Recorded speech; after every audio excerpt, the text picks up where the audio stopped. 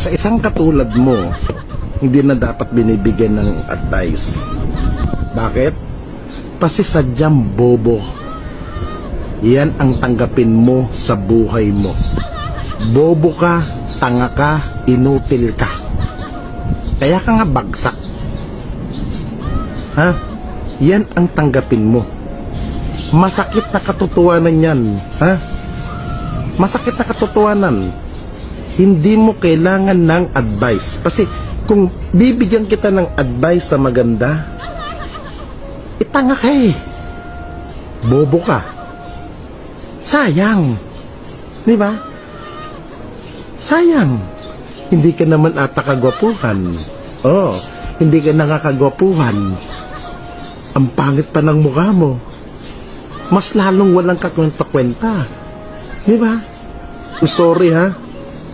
Dahil isa kang bobo.